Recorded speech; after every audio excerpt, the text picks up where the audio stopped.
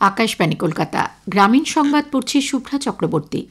নদিয়ার মোহনপুরে বিধানচন্দ্র কৃষি বিশ্ববিদ্যালয়ে আজ 23তম সমাবর্তন অনুষ্ঠিত হয়। স্নাতক, স্নাতকোত্তর ও পিএইচডি স্তরে প্রায় 1300 জন ছাত্রছাত্রীর হাতে আজ শংসাপত্র তুলে দেওয়া হয়েছে।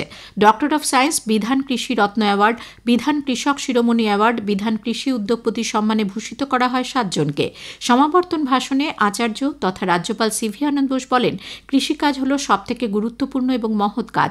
আগামী দিনে কৃষি রাজ্যে অগ্রণী ভূমিকা পালন করবে। সমাবর্তনে স্বাগত ভাষণে বিশ্ববিদ্যালয়ের উপাচার্য ডক্টর অশোক কুমার পাত্র শিক্ষা ও গবেষণায় কৃষি সম্প্রসারণের ক্ষেত্রে বিশ্ববিদ্যালয়ের বিবিধ সাফল্যের কথা তুলে ধরেন। সমাবর্তনে প্রধান অতিথি হিসেবে উপস্থিত ছিলেন international crop research institute for the semi arid ট্রপিকের মহানির্দেশক ডক্টর হিমাংশু পাঠক। দেশের সাম্প্রতিক কৃষি পদ্ধতি এবং চাষবাসের প্রয়োজনীয়তার সঙ্গে সামঞ্জস্য রেখে সরকার 2025-এর খসড়া বীজ বিল বা সিডস বিল প্রস্তুত করেছে। কৃষি ও কৃষক কল্যাণ মন্ত্রক জানিয়েছে, প্রস্তাবিত বিলটি 1966-র বীজ আইন এবং 1938-এর বীজ নিয়ন্ত্রণ আইনের পরিবর্তে আনা হচ্ছে। কৃষকদের অধিকার সুরক্ষিত করা, বীজ সরবরাহ শৃঙ্খলের স্বচ্ছতা ও দায়বদ্ধতা বজায় রাখবে এই নতুন বিল। উত্তর 24 পরগনার বারাসাতে হাসপাতালে চিকিৎসা চলাকালীন নাবালিকাকে শ্লীলতাহানির অভিযোগে ধৃত বারাসাত মেডিকেল কলেজের 3য় বর্ষের চিকিৎসক দীননাথ কুমারকে আজ আদালতে পেশ করা হলে 14 দিনের জেল হেফাজতের নির্দেশ দেন বিচারক। হাসপাতাল ও পুলিশ সূত্রের খবর, গতকাল অ্যাপেন্ডিক্স অপারেশন করার সময় ওই নাবালিকার প্রাথমিক চিকিৎসা চলাকালীন শ্লীলতাহানির অভিযোগ ওঠে ওই চিকিৎসকের বিরুদ্ধে। পরিবারের পক্ষ থেকে ওই পিজিটি চিকিৎসক দীননাথ কুমারের বিরুদ্ধে থানায় অভিযোগ দায়ের করে নাবালিকার পরিবার। বিহারের বাসিন্দা দীননাথ কুমার বারাসাত মেডিকেল কলেজ ও হাসপাতালের 3য় বর্ষের ছাত্র। গতরাতে গ্রেপ্তার করা হয় অভিযুক্ত চিকিৎসককে।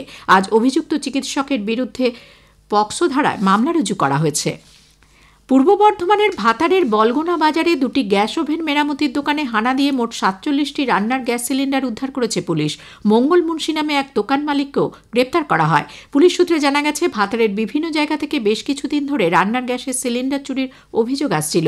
তদন্তে নেমে পুলিশ ভাতারের এরুয়া এলাকা থেকে ভাগু শাহ নামে এক ব্যক্তিকে গ্রেপ্তার করে। তার কাছ থেকে 3টি সিলিন্ডার উদ্ধার হয়। তাকে হেফাজতে নিয়ে পুলিশ জানতে পারে, চুরি করা সিলিন্ডার বলগোনা বাজারের একটি গ্যাস ওভেন মেরামতির দোকানে বিক্রি করা হয়েছে।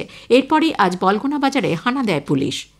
পশ্চিম মেদিনীপুরের ঘাটালে শিলাবতী নদী সহ বিভিন্ন নদী ও খাল সংস্কারের কাজ এখনও শুরু না হওয়ায় মানুষের মনে ক্ষোভের সঞ্চার হয়েছে।